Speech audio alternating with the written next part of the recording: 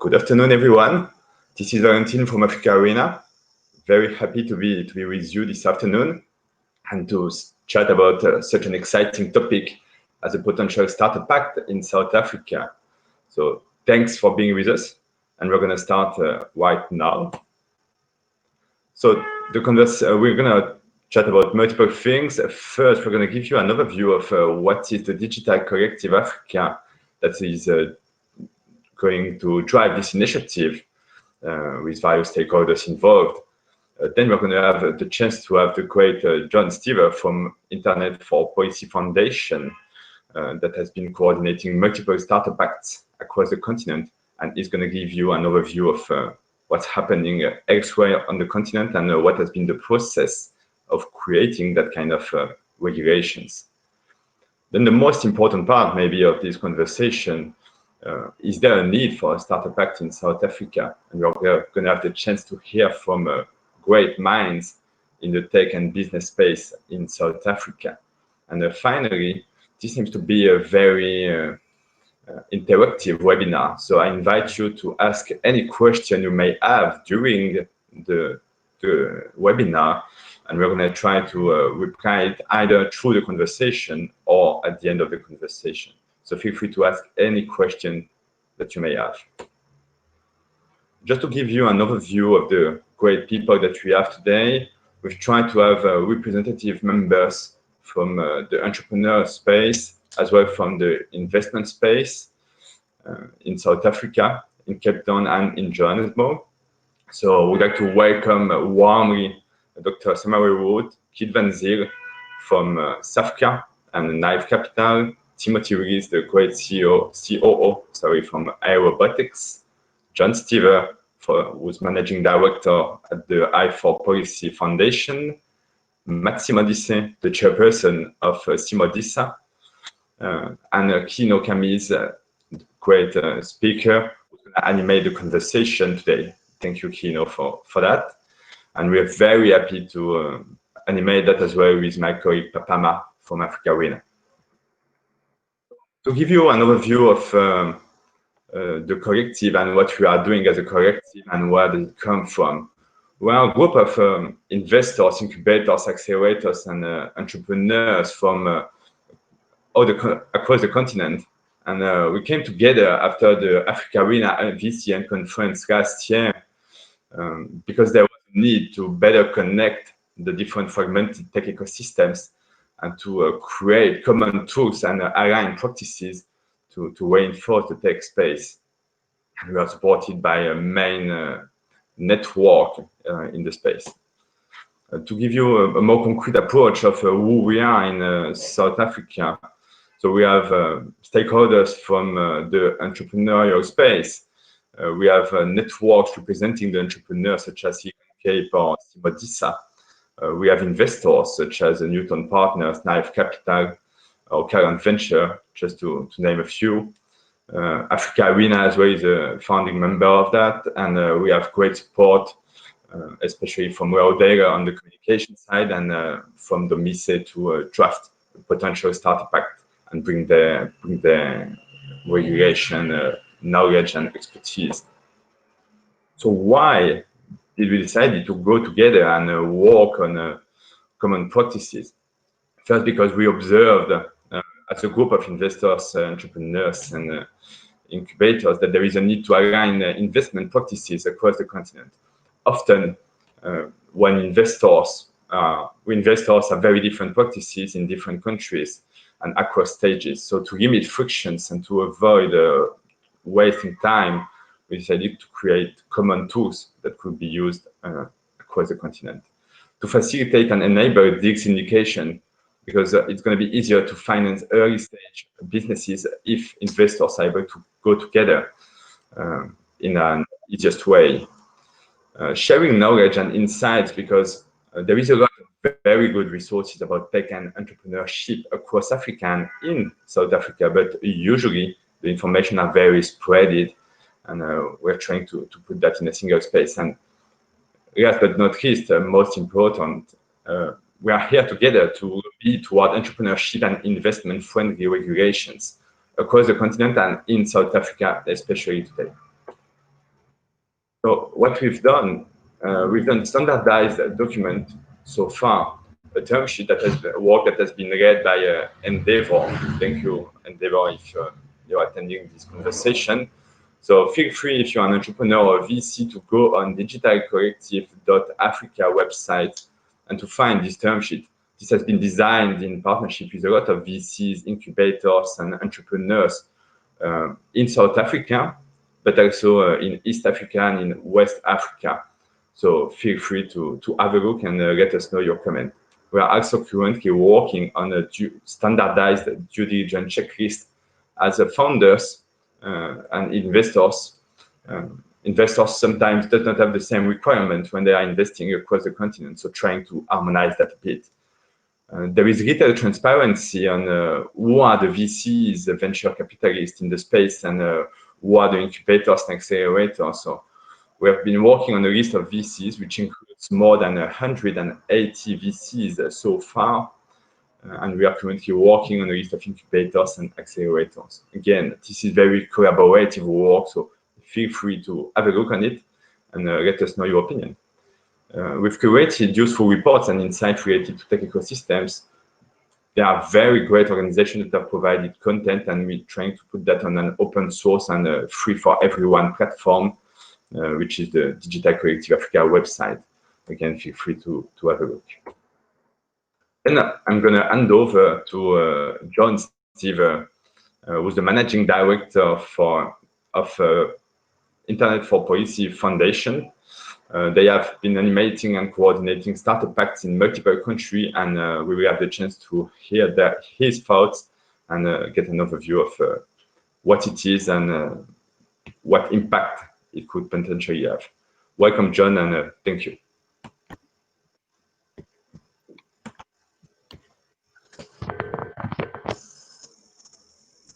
John, are you with us? Yes. Thank you very much, Valentin, for the introduction. And that's the Innovation for Policy Foundation. And so I'm really happy to be here with you all today and to see many friends on this in this call on the chat. So I4Policy is, for those of you who aren't familiar with the organization, we've been working since the end of 2016, essentially to bring innovation communities together to articulate a grassroots vision for public policy. So far, more than 200 innovation communities from 48 countries across the continent have come together to articulate, their visions in this African Innovation Policy Manifesto, which has influenced policies at the African Union level and elsewhere. And in the process of coming together over the last few years with innovation communities, it was believed that really, articulating these public policy visions at a continental level was important, but really starting to engage with governments, could really start to generate real reforms. And so, in 2017, we started working with the Rwandan Ministry of ICT and the Ministry of Commerce to co-create a national private sector development and youth employment strategy.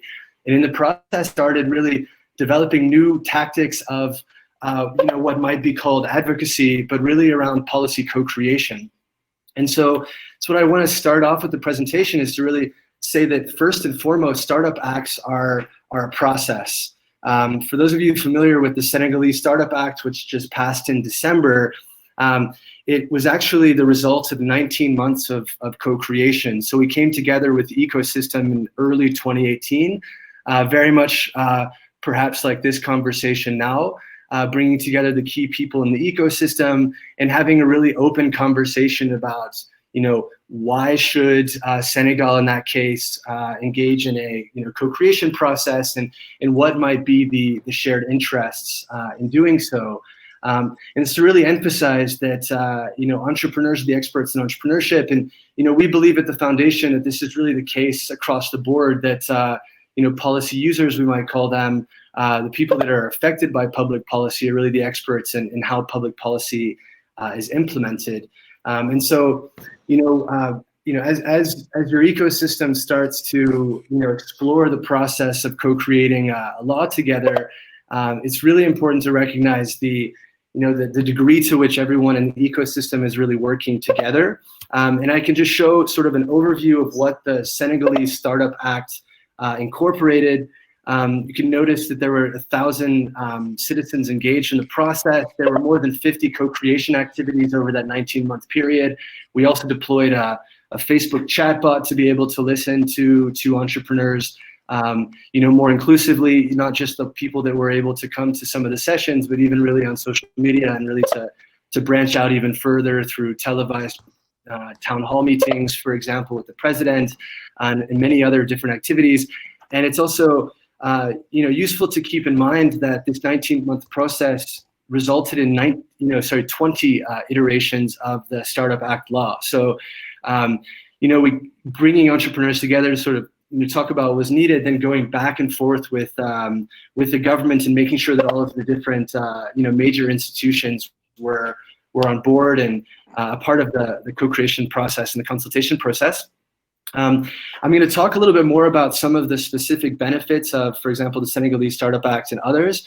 But one thing that I want to really emphasize and highlight is that the Senegalese Startup Act didn't just result in benefits for Senegalese startups, but there was also sort of during the conversation, recognition that there was a need to address what you might call framework conditions in entrepreneurship. So in addition to sort of labelizing startups and creating specific targeted reforms, there were also some general reforms that were put in place in the tax code. So the taxes were simplified from 11 different rates to 2, registration fees were reduced, and there was also a 3-year tax holiday put in place for all new small businesses to waive the minimum taxes, to basically create a much larger funnel of successful businesses to increase survivability of small and startups, to really create more of a movement of small business across the country. So the first thing that a Startup Act is, I mentioned, is a process. The second thing, of course, is a law. And so what we've done at i4Policy, in addition to supporting these co-creation processes, we've also conducted some research to sort of recognize, and understand what is this sort of legislative instrument.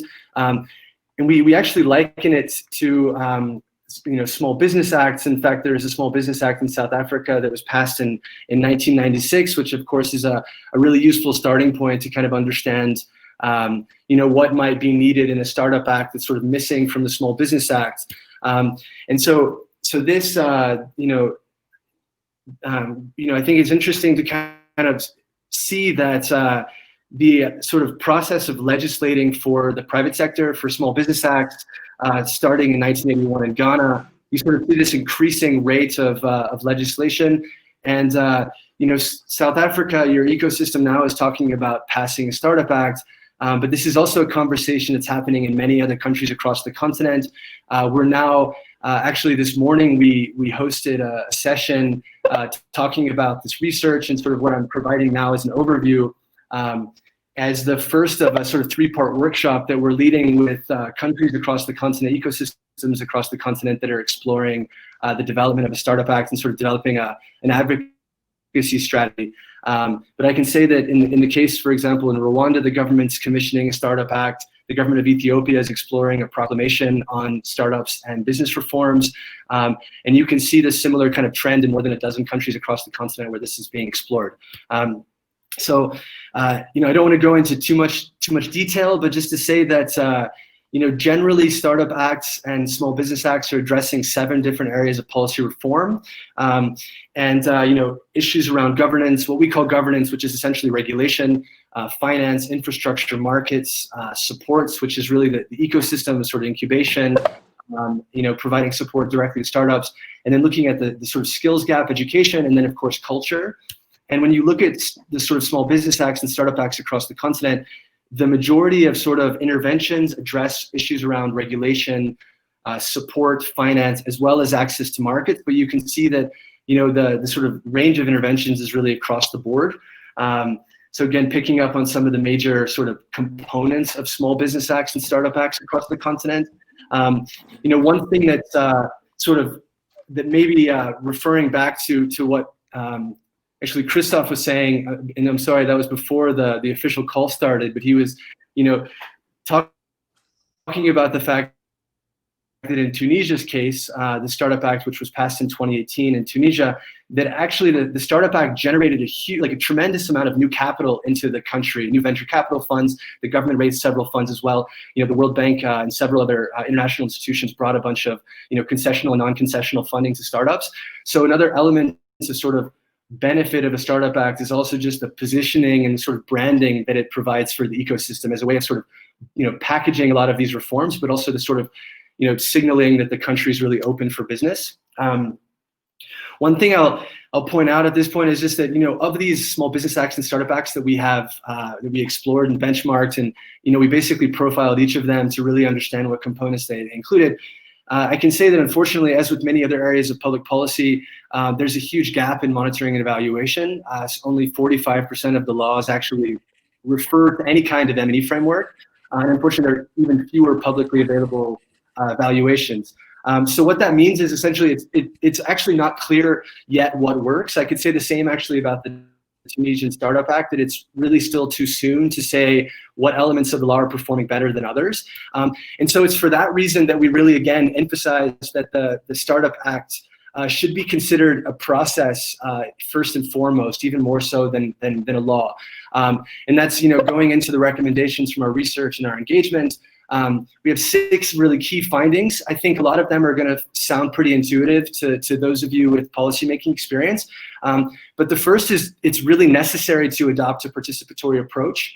And not only to make sure that the laws are contextualized and that you're increasing coordination across the government, but also to recognize that startup acts and startups themselves can be quite exclusionary, like exclusive, that many of the sort of indicators that you might sort of, or categories or sort of components of a startup that you're used to define a startup from the perspective of allocating benefits are often heavily linked to socioeconomic status, whether that's educational outcome or ability to raise capital, or your networks, for instance, are often heavily determined by socioeconomic status. So it's really important to make sure that the sort of consultation, the deliberation process is really reaching out to make sure you're engaging communities that are not just maybe in the startup ecosystem per se now, but sort of bringing more communities into that ecosystem. The second major recommendation from our research is that the law should really recognize the ecosystems. They should be holistic, long-term, and addressing the framework conditions for growth entrepreneurship. And again, this goes back to the point of inclusion, that it's in the case of Senegal, it's widely perceived by the government and by the ecosystem that the most important component of the law was actually the broad-based tax incentives, which is going to really support all small businesses, not just the sort of subset of startups. Third recommendation is to be clear about beneficiary targeting, what we call discretionary selection. So sort of trying to make it really cut and dry, like who is a startup and who isn't. And if you want to follow up with IFR Policy about sort of some of these details, we're having a conversation about perhaps hosting a workshop with the South African ecosystem to sort of dig deeper into some of the research, and also to see if we can support with structuring an inclusive process. And the fourth recommendation is ensuring the quality of execution and implementation. I think that's pretty clear that a lot of laws might be on paper, but aren't necessarily implemented very well. The fifth is going back to the previous points about monitoring and evaluation, just making sure that they're sort of learning, because a lot of these incentives and aspects of a Startup Act are quite new. It's really important to make sure that they're, there's learning involved in the actual implementation of the law so that they can be improved. It's very critical, because there's really not a lot of evidence to suggest the effectiveness of some of the different incentives that might be put into a Startup Act. And so to sort of build this broad-based whole of government approach where you have the tax authority on board to, for example, offer tax incentives or support, it's really necessary to sort of see the Startup Act again as a process of, iterative refinement, where you sort of implement it and then sort of go back and review and then sort of improve on year 2, year 3.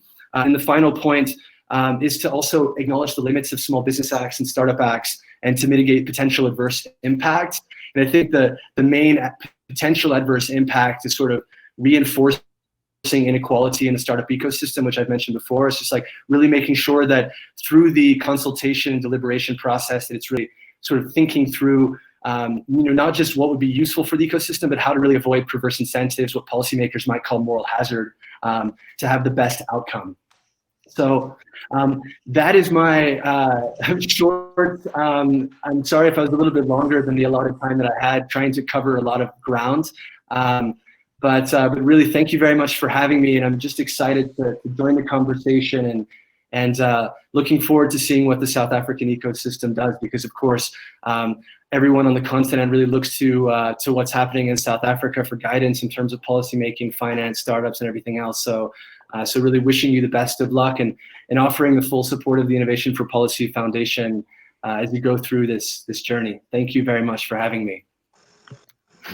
Thank you very much, John, for this explanation and to the overview that you just gave us about general about what's happening across the continent in terms of Startup Act, but as well about the case of Senegal and what are the key learnings that you've got. You're doing an amazing job of you at Innovation for Policy Foundation. So we congrats for that, and thank you for the support you're proposing for this process in South Africa. So now I'm handing over to Kino Kamis. Welcome, Kino, and thank you. Thank you for your willingness to animate this conversation. No, perfect. Thank you very much for that fascinating presentation there. Thank you very much for that, John.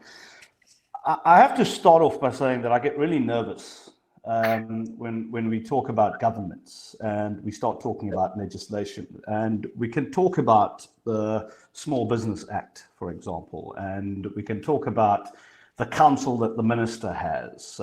We can talk about CEDA and CIFA, who support businesses and fund them. While the intention is really good, my challenge is how long it takes to get things done. So, and I saw what Guy said on the platform here. Hello, Guy Harris. Do you sleep? But it's good to see you. Guy was talking about red tape, government involvement, etc. So I'm going to put it to the panel. The first question really is, do you think we need a Startup Act? It's quite broad. You're going to have to make of it what you like. So Dr. Sumari Ruud, great to see you. Haven't spoken to you in about 360 years, but doing amazing stuff on the ground. Kit van Sale, our deal maker. Hello, how's it, Kit? Tim, I'm so glad. Hey, how are you? I'm so glad you're not wearing a suit, brother. Thank you very much.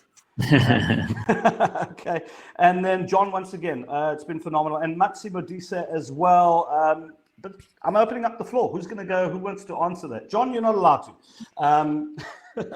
So who wants to answer that question? Who thinks we actually need a Startup Act and government legislation, given what we currently have? Okay, no, I'm happy to go first. I mean, you're a doctor. No, man, that doesn't matter at all. Doctors before VCs. That might be my new slogan. So just really, I think I'm going to get straight down to your question. And I do believe that in principle, the Startup Act is necessary. I think for many reasons, okay, and I'll just state those. I've made a number of notes, is we have seen evidence that these Startup Acts, despite the amount of time that they may take to be developed and to be promulgated, they do create enabling environments if all of the conditions are there. I'd like to make the point that I don't think a Startup Act of any kind is the silver bullet itself. What I see it as is that it is part of a bigger silver bullet, if that analogy makes sense, that is actually made up of numerous interventions. So it also tells, to me, it sends a signal internationally to the investor community that we are serious about entrepreneurship, that at a national level, it's got the government's backing, and that it will definitely, well, not definitely, but it should help also then to unlock, as John said, other forms of funding, and then also these essential support programs, because what we often hear from entrepreneurs is we need more than just the funding. We need support and other forms of support which are non-financial. So that's really my perspective on that in a nutshell. Thanks, Kino. Brilliant. Thanks for that, Sumi. Kit? Okay, I think Kit's frozen there, so we'll work. No, okay, I'm Kit, good. I'm good. I'm here. Okay, Can you hear me? Go for it. Yeah. So yeah, I fully support that. We're not trying to create paperwork and stuff for the sake of it. It is all a little bit about the execution, but there were some intro areas there around branding, around what you bring. I mean, a startup is not necessarily the same as any other SME. You know, there's things like intellectual property, there's proper mentoring. There is a seed funding gap in South Africa, and as also mentioned, if you can go a little bit of a way towards grants for startup or startups, or looking at mentorship, preferred procurement, payment terms, getting them revenue funded, POCs with bigger businesses, those things all add to de-risking those startups for investors to come in. So then the follow-on funders, the angels, the VCs, and that don't have to take that quantum leap of faith if there is a little bit of a leeway and things that people can plug into. But yeah, there's as Guy also mentioned, do we really need more red tape? No. It is a little bit more, really, if it's well developed, well designed, like countries like Japan has done 50 years ago, like, you know, a lot of the African countries have done. There's proven case studies that this has a much more positive effect on startups for various reasons other than the white and black words on paper. Okay. Tim? Yeah, I mean, I definitely think that some form of, well, can you hear me? Yeah, we can hear you clearly. I definitely think, you know, support from a government perspective and potentially through regulation would support startups. I mean, I think the biggest problem is, you know, that startups are considered to be like normal businesses, and that like creates a huge amount of like red tape, and they expected to follow the same processes as normal businesses, and you know, they need time to grow into those processes. So a lot of entrepreneurs like don't make it out the starting blocks because they get caught with all this red tape and all these things. And then added to that, you know, and I think in South Africa specifically, being a startup is hard work, and you know, if you don't have another source of financing, it's almost impossible to actually get your business off the ground. You know, if you can't bootstrap yourself, you know, no one else is really going to help you. So I think that, you know, somehow making allowance that, you know, there's some sort of entrepreneur grant or something, you know, it doesn't have to be forever, but it could be for a period of time, that allows people to at least start and build some sort of innovation or innovative product that you know, can then be, you know, I suppose formed into a company and commercialized, will really allow people to grow. And I think that, you know, small businesses do contribute significantly to employment. And in a country like ours, I think that it's really important that we like unlock, you know, small businesses. And I think it's really challenging for a lot of companies today. I mean, even at Aerobotics, I think we still struggle significantly with a lot of regulation, and it takes a lot of time of ours to, I mean, I almost like, let's say like 70% of my time goes on sort of like these kind of activities. Yeah, you know, I want to compare a country I've got a lot of respect for from a startup perspective is Rwanda. And I've spoken to a couple of businesses who've gone to Rwanda, and they, you know, for example, a drone airport. And things happen quickly, right? And so we can have this wonderful act on paper, ladies and gentlemen, but it also then speaks to the leadership that has to enable that. Now, I love my country. I love South Africa. I can't tell you that I am confident, right, in the leadership to take this sort of thing forward. I just want to go back to what I said about the seeders and the seeders. They're good people working there. I've had this discussion with Kiet before on radio. Good people, but it is a massive organization. They sometimes take 2 weeks to get back to you.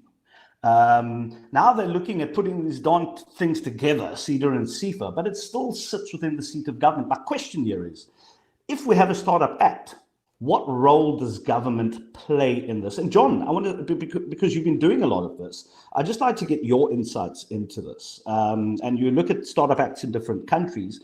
Let's actually do the juxtaposition of the role that government plays. If you can maybe take one or two that are very different, and then just also look at the outputs. Yeah, I mean, I would say so. I mean, yeah. Referring back to Timothy's point, actually, you know, that startups have a tremendous impact on employment, on a range of other socioeconomic indicators.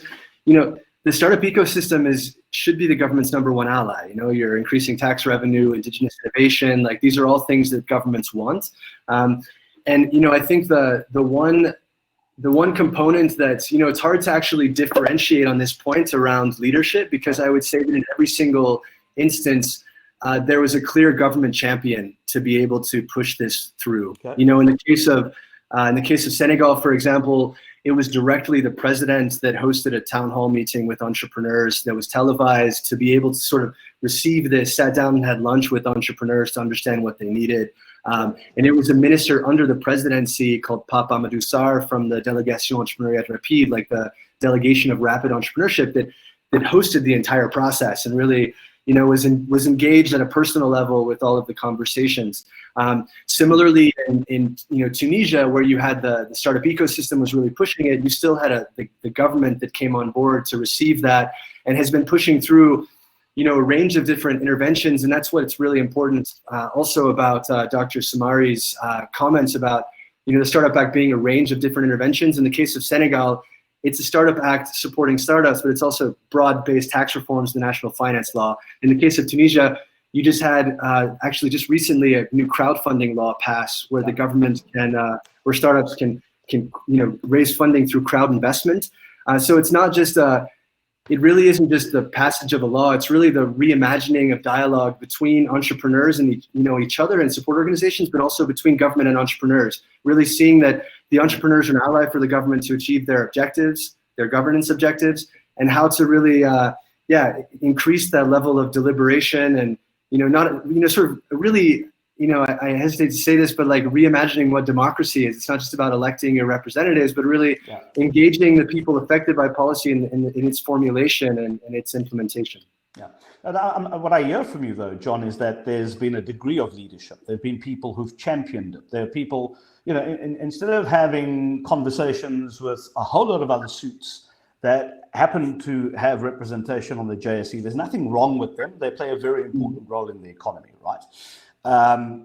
You need champions that want to roll up their sleeves, that want to know what's happening on the ground, and that will push and fight and kick and scream for what entrepreneurs need on the ground. And that's the type of leadership that we need. But I just want to go to Matsi. Matsi, it's great to see you. Matsi Madusa has joined us, the chairperson of Simadisa. So just your take on a Startup Act, Matsi. Do you think we need one? And if so, what sort of role or what sort of form would it take? Totally, definitely need one. 7 years ago, we did not have a Simadisa. 7 years ago, we did not have Silicon Cape, Africa Arena, Ikasi entrepreneurs. The list is endless, right? 7 years later, we have more than 500 active players in the South African ecosystem. And our common goal is to really support small businesses and entrepreneurs. But we don't have a framework. I mean, Simodisa's role is to be the common goal that glues everybody together. But it's been very difficult because, there's competing interests, there's competing parties. And so I think as it stands, we are all shooting in the dark, right? We are all trying to support small businesses. We are all trying to ensure that they contribute towards the South African economy. But what is there to guide us? What's providing a framework? What is there to ensure that government has a vested interest, has actually invested in this and has committed to it? So I feel that a Startup Act would be not even a document. It's a framework. Yes, it might be in a document, but it's something that has to be a social contract amongst all players within the ecosystem that says, let us commit to this. Has to come from the government. It has to come from the small startups themselves. It has to come from ecosystem players like ourselves. But as it stands, we are all shooting in the dark. We're all trying to progress South Africa to be this great South African, enabler of startups. But at the end of the day, we are the biggest accelerator incubator for international investors. We are not necessarily keeping our own intellectual property because we are making it very difficult for people to invest into it, for people to broaden their scope and their horizon. So we definitely need a formalized framework that says this is what we stand for and everybody has to sign into the social contract. Okay, well, I'd be very interested to know what it is that we stand for, you see. And before I even go to that question, there's a Small Business Act, Matsi. There's a Small Business Act. It was amended in 2004. The Small Business Council was brought into play. They meet 4 or 5 times a year, which is not enough. If you look at what the Small Business Council does as far as the legislation is concerned, and all the departments they've got to deal with, it is very complicated. So how do you see a Small Business Act differentiating itself, or even maybe replacing, how do you see a Startup Act differentiating itself, or actually even replacing the current Small Business Act as it exists? Any takers on that one? Well, I can maybe just as a leading question, I think Tim mentioned it. Startups are not necessarily the same as a small business. It starts with a definition in terms of what is it, in terms of age of business. It's not just any new business, in terms of looking for that scalable, repeatable business model, which is in the knowledge economy, which have certain, we've just touched on it, certain things around intellectual property protection and certain things around raising follow-on capital internationally. And there are bits and pieces of this everywhere strewn over, but it is a little bit difficult for especially an international investor to look at Africa and then look at South Africa and say, well, yeah, I'm gonna actually provide $3 million of follow-on funding, $16 million, $30 million, $50 million for aerobotics because they're growing so well. There needs to be I'm talking about the smaller investors now, there needs to be just a sense of comfort that people are knowing what they're doing. And I think the concept here is, yes, we are disappointed with what government is doing, I think, but the pendulum is swinging a little bit in this ecosystem, which is why I'm so passionate and proud to be part of it. There is a rising tide, but this should be entrepreneur driven. For once, let's not have a Cyril calling a conference call on a random Sunday night and said, hey guys, surprise, there's a Startup Act. Let us take it to them and say, how about this? Because then what we want, because typically this public engagement process is anyone but the people who are the direct beneficiaries or affected by these acts. So that's what we're trying to do. And it's a bit provocative. But you know what? How difficult can it be? If government can do it, so can we. Well, exactly. Anybody else want to pick up on that particular point that Kurt's just raised? Anything from you, Dr. Sumari? No. I think it was interesting what Kurt said, because I was thinking exactly the same thing in terms of how we perceive or even define small businesses as opposed to startups. And I definitely do not see the Startup Act as a replacement on any level for the Small Business Act. I see it exactly what I said earlier, is that I see it as part of a much bigger long-term intervention here in terms of really driving innovation and entrepreneurship, not only in South Africa, but really continentally. I think if we look across the continent, Cape Town, South Africa is one of only 4 other African cities on the most recent emerging startup ecosystem ranking list, behind Egypt. And then we've also got Nigeria and Kenya on the list. And I really think that if you also look at those countries, it's not just one act that kind of defines, what happens then in the ecosystem. It's a number of interventions driven by a number of stakeholder groups with some core champions behind them, as all of you have really said. So no, I do not see this as a replacement for the Small Business Act at all. But just practically, remember, let's make it a little bit more real with some things. So what are we talking about? Let's say you are you're working in a corporate and you have a bit of a side hustle, and eventually you think, there's maybe a little business here. You want a year's leave to go try out this business. In other countries, the Startup Act provides for that. Then you can apply. You've got the startup. Government will then pay you a stipend for you to go try out your startup, and your corporate needs to keep your job for in case it doesn't work out. You can go back. So it addresses a key constraint in South Africa, which is the culture of taking risk. Other examples are if you are taking money out of your bond, if you're so lucky to have one, to invest in your own startup because you're your own funder because your friends and your angels are not there yet.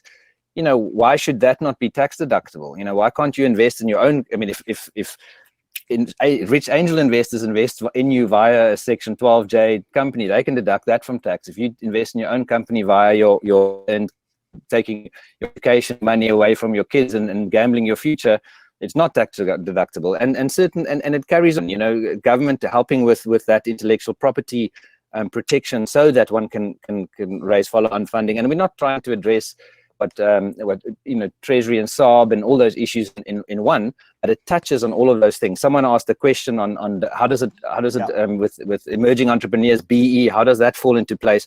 100%, so if it is a black startup, instead of getting X% tax break, you get X+% tax break. You can incorporate all of these things in terms of creating women-owned, black-owned startups, trying it out, risk. What funding constraints?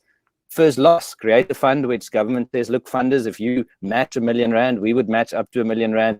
We will take the first loss if it doesn't work out. Just to create certain things. It's very innovative. Maybe a bit difficult to get your head around it, but it is very practical solutions. And guess what? We don't have to reinvent the wheel. Many other countries have done it successfully. Copy, paste, tweak for our local environment, and let's go. Okay, so but the elephant in the room is, what do we need to get right? So I think you convinced me, obviously, that if one looks at a startup act, it is important. I love what you're saying about the legislative side.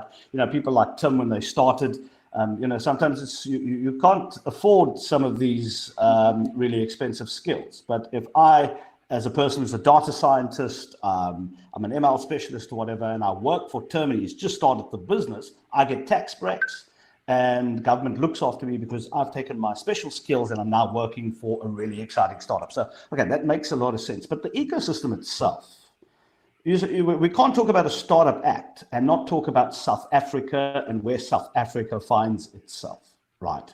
And let me be honest here, from an inclusivity point of view, there is, we've got township economies that we need to look at. We're talking about generating capital and bringing investors in, that's great.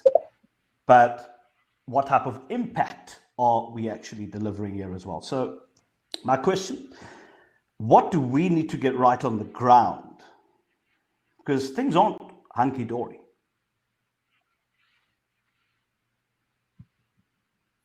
Oh, that's... maybe if I can just add, yeah, go for it. I think Kiet, what you said around, cash as well is so important, being able to, fund at least a period of innovation, and it doesn't have to be forever, because obviously at some point maybe your idea is not that great and you need to change. But at least giving it a bit of life to go for a while, and it doesn't have to be huge stipends. Entrepreneurs are often very thrifty and quite lean. So I think that's a huge thing, and I think if you can get that right, you'll start to address risk. Because I think in South Africa, like you also said this, kid, is people are very risk averse, and so that, like, a job is seen to be better. Like a corporate job is seen to be much better than being an entrepreneur, which is very risky. It might work, it might not, and so we've somehow got to change that dynamic of being an entrepreneur being seen to be highlighted as a very good sort of idea, and the only way we're going to do that is to reduce the risk associated with being an entrepreneur, because in South Africa, a lot of people are dependent on, people who work. And as soon as that risk threshold increases, all of those people around that person sort of put pressure on them to get something more stable and to, have a stable income and stable cash flow, which, because that's important to their lives as well. I think to also maybe just add on what Tim and said in your question around elephant in the room, yes. The problem with entrepreneurship as a word in South Africa, it just means different things to different people, So the problem there is a survivalist entrepreneur is not the same as a SME, is not the same as a high growth startup. And then you start throwing in the mythical animals like unicorns and gazelles and zebras and camels. Each of these things mean things to people, And it starts there, to just say, look, this is the matrix of where entrepreneurs fit in, and we need to tailor make the support structures for that entrepreneur, so when do you need venture capital and those type of things? So one can address those type of things with tailor-made support for a so-called entrepreneur, which isn't necessarily needing the same intervention with respect as the Yokos and the Sweep Souths and the Aerobotics and the Data Profits, is a very specific technology entrepreneur scaling, and the South Africa's core of job creation. I mean, there's a multiplier effect there, but doesn't lie there, which again, lies and that's where, especially now with COVID and a lot of people having to really make subsistence and survivalist plans, will breed a different type of entrepreneur. But the definition and the support can be tailor-made in something like this. Yeah, listen, I raise it, right, because I'm a very honest guy. I hope you have me in the next one, but I'll continue being honest. When we go to a lot of the ecosystem meetings and we look at the businesses that are there and we look at the businesses that benefit from extended networks. Now, it's nobody's fault that you're successful. You need to be lauded for being successful. The question is, how do you actually spread that success? Now, I hear what you're saying, Kit, but we don't need a Startup Act and just based on discussions I've had this week, you don't need a Startup Act to talk to big business and say, you know what, you've got 100 different buildings that most of them sit in neighborhoods. Who does your plumbing? Are you getting a big multinational to do your plumbing? Or are you building a shared value model with the community within which you exist? Are you building an enterprise development pipeline into that so that I can rather look after the people that surround my building? A discussion that we had with Mark Farrelly, the COO of Spur. He was through backwater America doing his thing, checking out all the lovely rib joints. And he said the one thing that struck him was going into some of these places where they tell you the story of the eggs that you're about to dig into. The French fries that were delivered. So technology, yes, is an enabler, right? But we also have to, an act is not going to do any of that. It's going to take willing people, willing corporates to want to create shared value, and that is surely how we build an economy.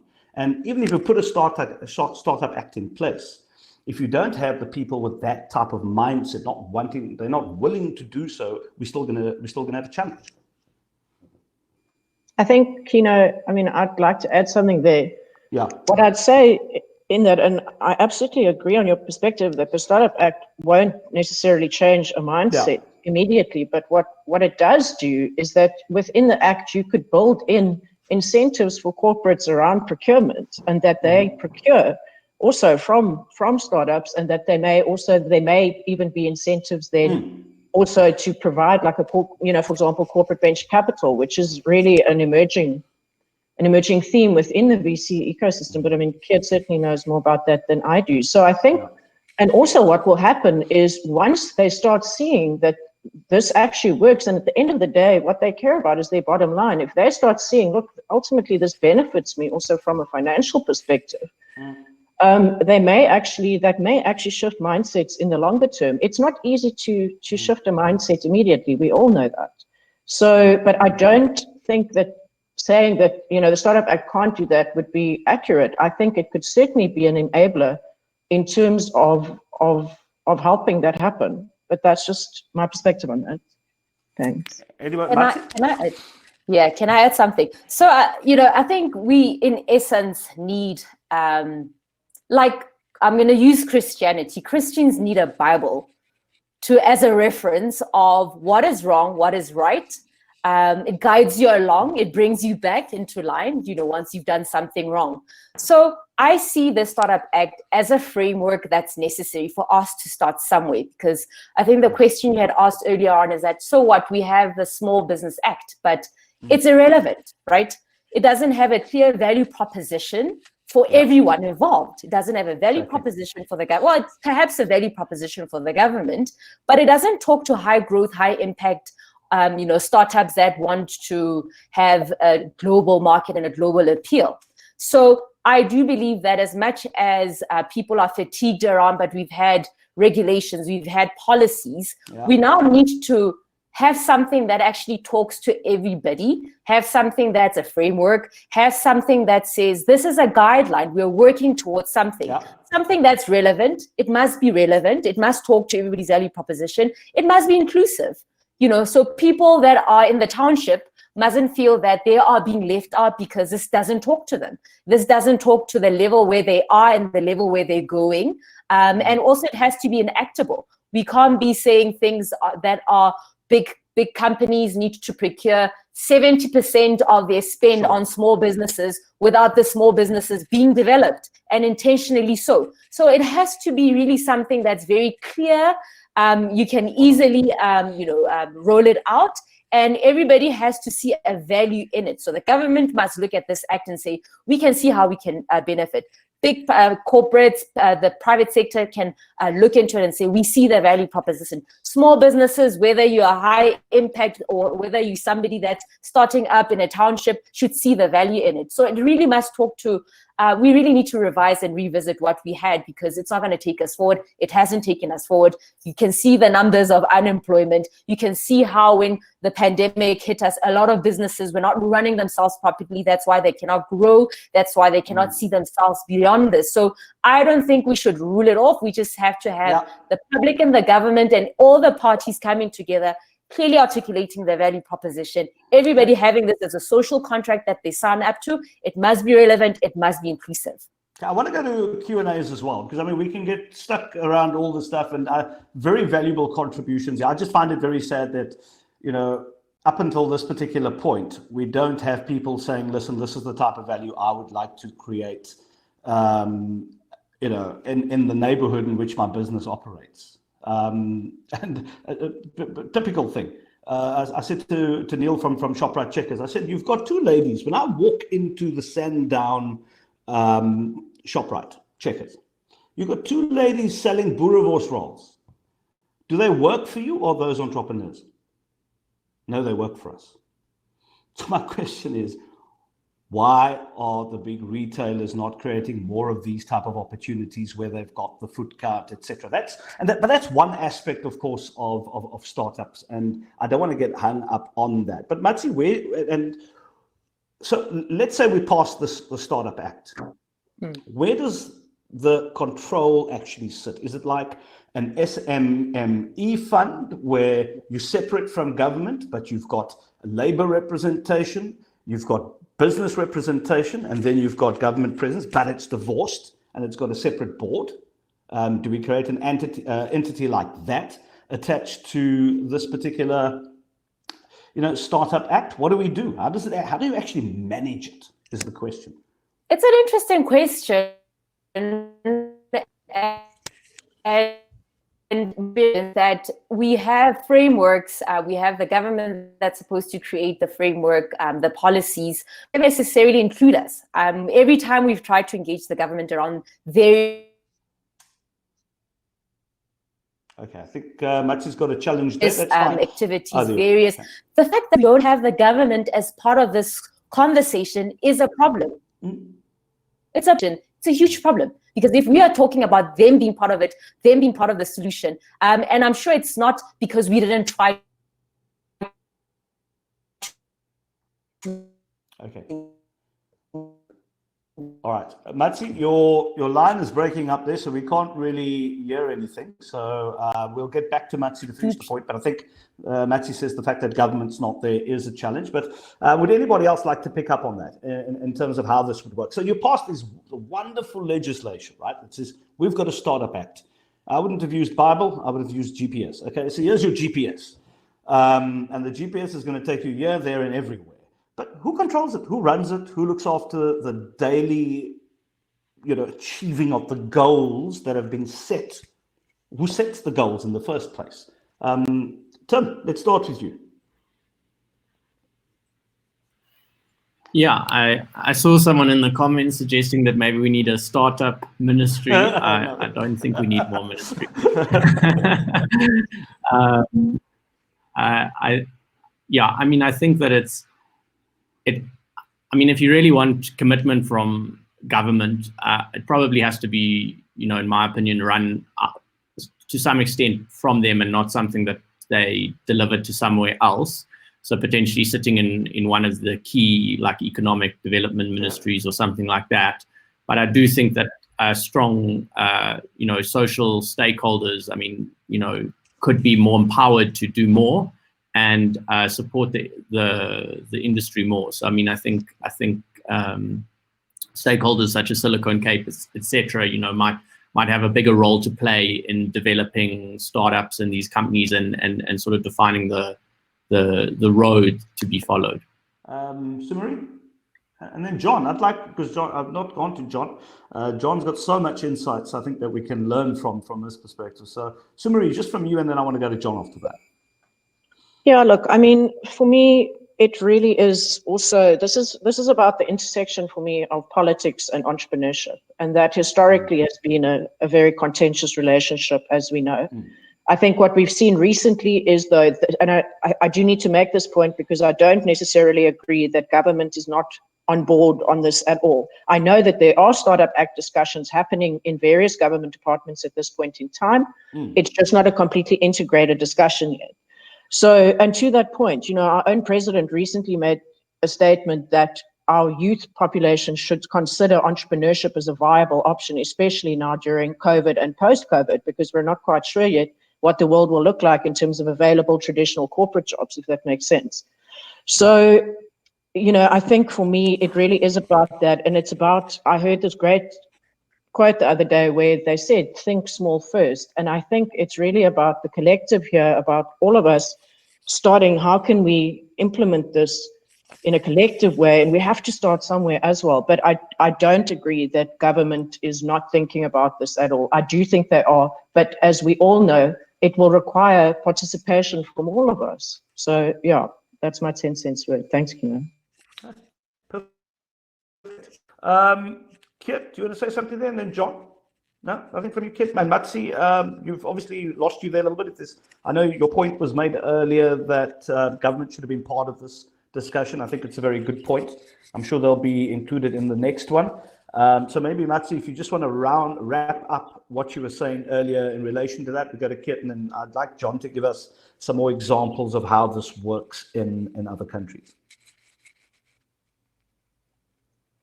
Sure. I don't feel that for 1 second government doesn't want to be involved. I think they have a vested interest in ensuring that small businesses are supported. I do, however, feel that a greater emphasis also needs to be with high impact, high growth entrepreneurs because we tend to be neglected. That's just my sense. And as much as they are interacting and having engagements around helping and enabling small businesses and startups, it has to include us. It can't just always be that conversation at the top where we are not engaged, where we are not asked to be part of the conversations, asked to be part of the solutions. We are not standing here folding our hands saying, hey, we're waiting for you guys to come up with great ideas. It's how do we collaborate to come up with those great ideas, whether it's the public, the private, and civil society organizations. Simodisa is a nonprofit organization. We are here to actually help small businesses, but we're saying, can you involve us in those conversations? Because we are the ones that get calls every day, emails every day, DMs every day on social media saying, I need this, I need assistance in that, I need guidance. What do I do? Where do I go? And so I just feel that at some point we need to work as a collective and not try, build our own empires as a government. We're the ones that are doing it. It's like as a collective, we have to work as a collective. Okay, John. I think the original question that I did have was, how would this work? Who would control it? Who would run it?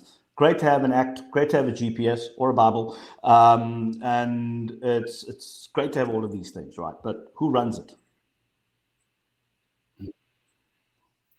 Yeah, it's a good question. I think it's difficult to anticipate which agency would lead this in advance without actually going through the dialogue process, right? Because the Startup Act itself, whether that was clear from the presentation I was trying to give in the beginning, it can create so many different elements. You talk about corporate procurement, for instance, but an element that's being discussed in several countries at the moment, exploring startup acts in Rwanda, for instance, is this idea of public procurement for innovation.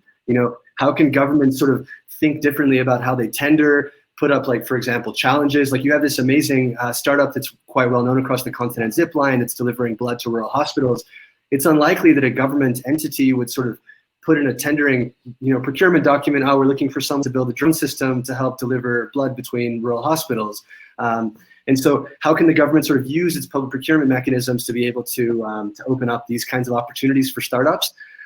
But I think this goes back, and Matsi made the point, I think perfectly, this idea of a social contract encapsulates it quite well.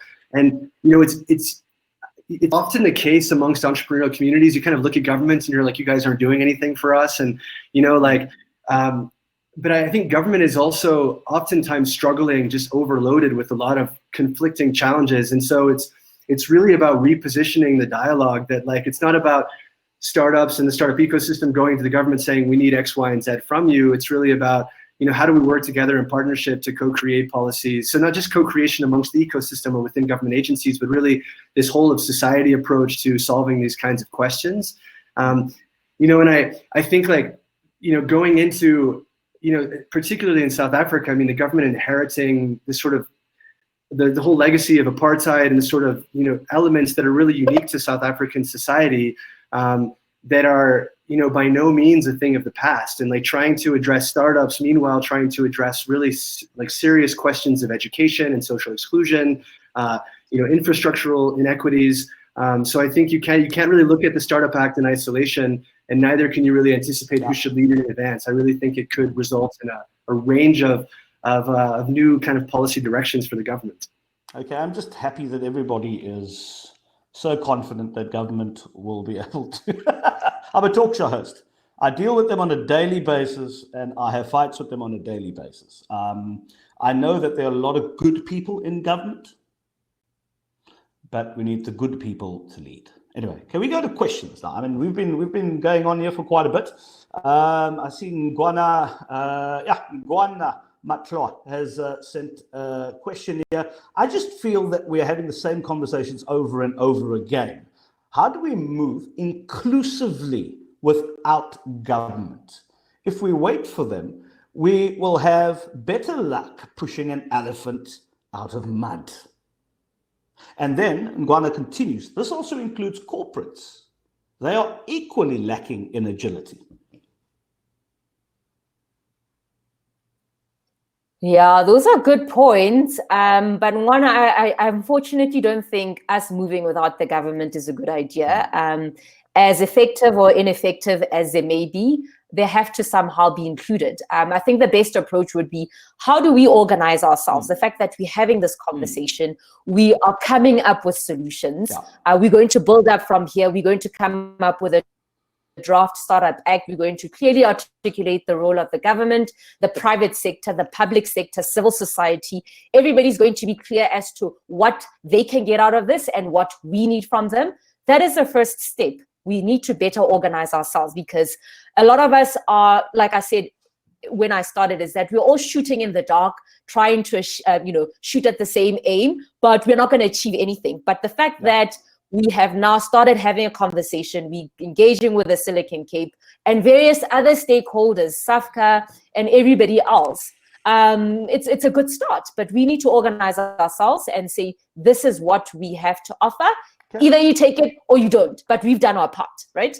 Okay, fair enough. Anybody else want to pick up on that? All in agreement with Matsi? I think, I just want to add something to, I support what Matsi has said, but I'd also like to make the point that this potential act, and let's remember it's not an act yet, okay? So I see it more as a white paper right now than anything else. It's not even at a white paper stage yet, but the bottom line is that if we look at many of our acts as part of our constitution, they came from private sector people who then engaged with a broader collective also to promulgate things. So the Startup Act, the thinking behind it is not any different from how we've actually developed and promulgated many of our acts. So I think we also need to take lessons from those processes. And I mean, those processes which have been successful give me a lot of hope, and beyond hope. I believe it's totally achievable. But to Matsi's point, this is a collective effort. The fact that we're having this webinar with all of you today tells you that there is mobilization of various stakeholder groups coming together, pushing for something that they're deeply passionate about and that they support, and that we know will take the country forward in terms of what we're looking for from an economic and social upliftment perspective also. But can I be frustrated again? Yeah, Don't we sure. know, Right. don't we know what should be done in any case, right? You know, we had COVID-19. We know people are dying of hunger. We know there are people with resources who need value added, yes, in order to assist.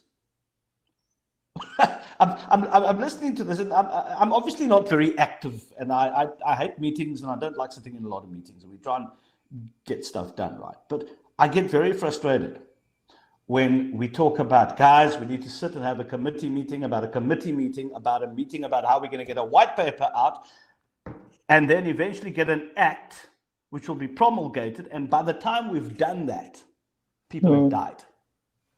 So I'm not saying don't do it. What I am saying is that certain sectors of corporate South Africa, people within the ecosystem as it's known, need to pull finger and need to get stuff done on the ground. So by the time you have this act promulgated, you already show what shared value looks like. I think you're pointing out, I mean, that's happening.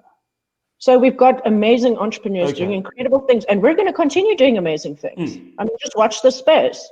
The work that's happening around also enabling these ecosystems in Joburg with Senegalese, in Cape Town here with a number of organizations in Durban. We've got things like Innovate Jobs as well.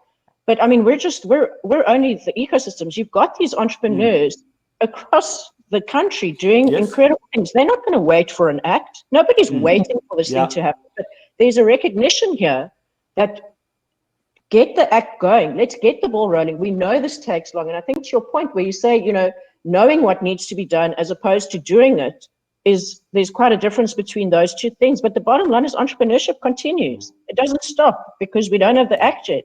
It'll keep on fighting and advocating for this. So you can be less pessimistic than about it. I'm not pessimistic. I think, you know, You're the devil's advocate, Piano. You're the devil's advocate. I have to be a devil's advocate. I also want to go to Matsi. I mean, Hank van Rensburg here says, before getting to the discussion of an act, how can we get the ecosystem to become more cohesive and supportive rather than the continued, it's just moved up, attitude of competing against one another, which is something which is sort of tacitly touched on earlier. So that's a very good point. It's a sore point, and we've always been identifying, but even like if you look at I'll name the banks, right? Yes. If I come with my initiative and it's supported by the pink bank, and I now go to the yellow bank and say, great, we're doing this thing, we've got some traction, we would need your support. Yellow bank wants nothing to do with us because we're working with a pink bank. So it also emanates from the private sector perspective of they want to grandstand, they want to build their own empires. They're not necessarily saying what is good for the entrepreneur. So that's the other thing is I feel like we have collaborated well with those who want to collaborate. We've worked with Silicon Cape. We've worked with SAFCA. SAFCA has been one of those organizations. When you talk about the Section 12J, we've done a lot of work, Keanu, that you would know about. We've worked with various other private sector organizations, and we've been able to get some traction. So it's not that we have ideas that have just, been ideas and we had meetings about meetings. Like in 2014, we came up with a white paper, with all our respective ecosystem partners, just not just Simodisa, and we're able to push things. Now we're coming to 2021, where Section 12J will be reviewed, and now it's a function of, has it really helped small businesses? But we have been able to push it, right? So there is an example of how, as a collective, we've been able to achieve something. Whether it's working or not, it's something that's now currently under review.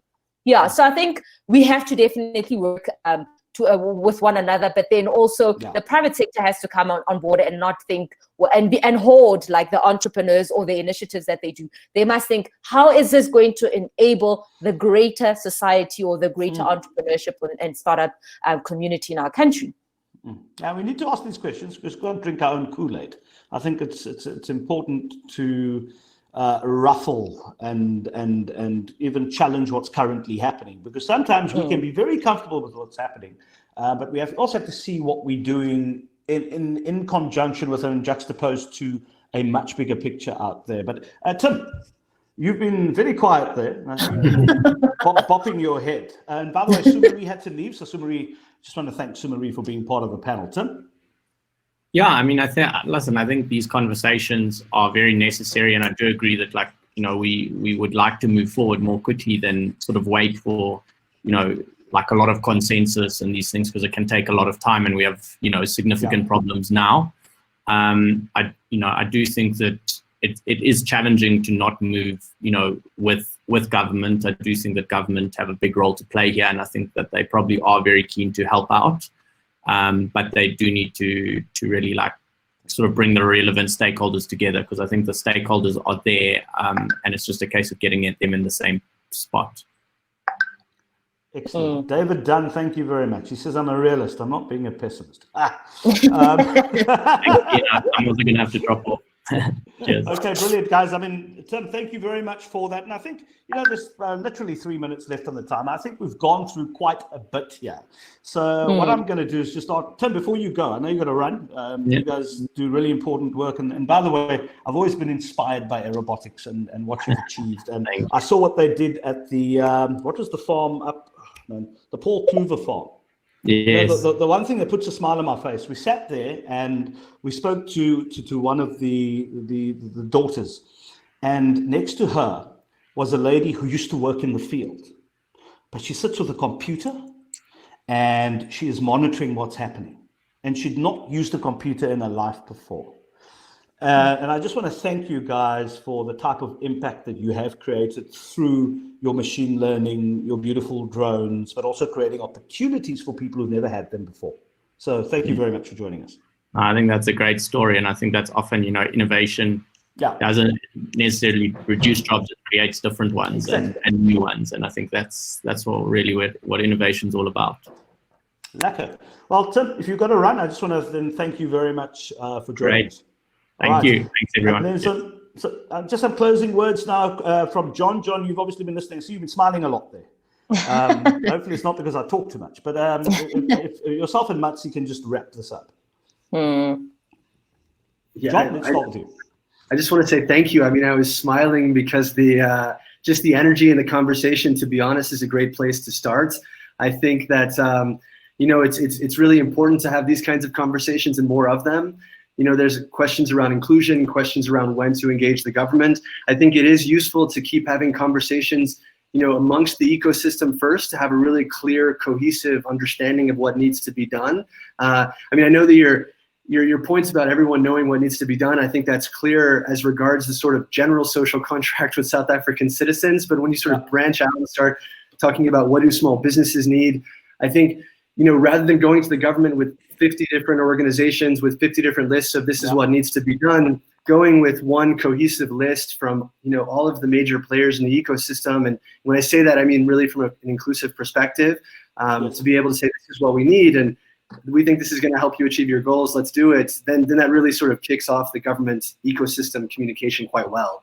And just to maybe say as the conclusion from my side that if there's anything that we can do from a sort of Pan-African side, to support in terms of, you know, advocacy planning or sharing experiences, connecting the South African ecosystem with our colleagues in, you know, Kenya and Senegal and Tunisia, we'd love to, and just really congratulate you all for this initiative, and thanks for having me. Excellent, and you're doing great work, John. Absolutely. Matsi? Yes, so I know a lot of people are lethargic. I know a lot of people have been disappointed, but what is it that makes us entrepreneurs is that we always tell ourselves, let's fail, but fail forward and fail fast. There's nothing that's stopping us from regrouping, reconnecting, and just now revising what it is that we want for our country. Gone are those days of the world telling us what South Africa needs to do, of the world having a plan for South Africa. It's time that we have our own plan. And unfortunately or fortunately, we have to have a framework within that plan that is everybody must work together. It must have a clear value proposition. So as the startup community, we have failed in the past. We have succeeded in certain things, but we have to keep at it. We have to keep going on so that 5 years from now, we can reflect on this conversation and we said enough is enough. We said we're going to come as a collective, we're going to come as one voice, and we're going to tell the government this is what we want, this is what we need. We are tired of being told by the rest of the world what South Africa should be doing. This is what South Africa says, the startup industry saying that they want for themselves. Matsi, thank you very much. And maybe this is the first act we can put together using design thinking, and we can get it done in a week and a half. That would be wonderful. So I just want to thank everybody. I know Papama is going to, from Africa Arena team, will summarize on how we're going to engage. So Papama, if you can join us and just talk about the way forward. Thank you, Tino. Hi, everybody. Hey, how you doing, man? So we have reached the end of this webinar, and it's my pleasure to be doing the closing remarks on behalf of Africa Arena.